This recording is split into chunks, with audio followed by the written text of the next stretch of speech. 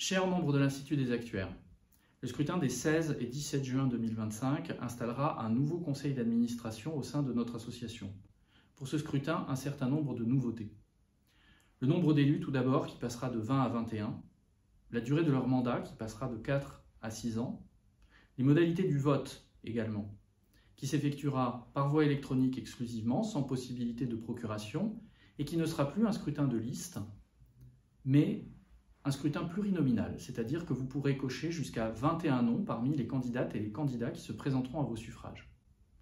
Afin de conserver la dynamique de campagne propre au scrutin de liste, les candidatures individuelles pourront bien entendu indiquer au sein de leur profession de foi qu'elles appartiennent à un groupe de candidats ayant construit un projet commun. Néanmoins, les électeurs ne seront pas tenus de voter pour l'intégralité des membres de la liste, le panachage sera possible. Enfin, le conseil d'administration se renouvellera par tiers tous les 2 ans. Ces nouveautés nécessitent l'introduction de règles transitoires. Tout d'abord, l'ensemble des élus au soir du 17 juin ne le sera pas pour un mandat complet.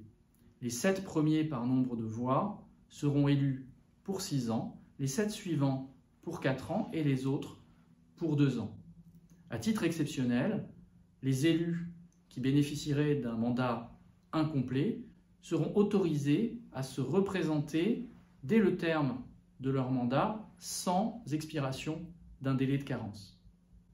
À ce titre, l'ensemble des membres du conseil d'administration actuel seront exceptionnellement autorisés à se présenter au scrutin des 16 et 17 juin sans délai de carence.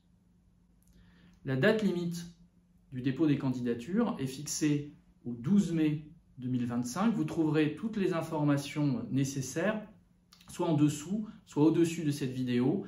Également sur le site de l'Institut des actuaires, vous avez d'ailleurs dû recevoir une communication par mail à ce sujet.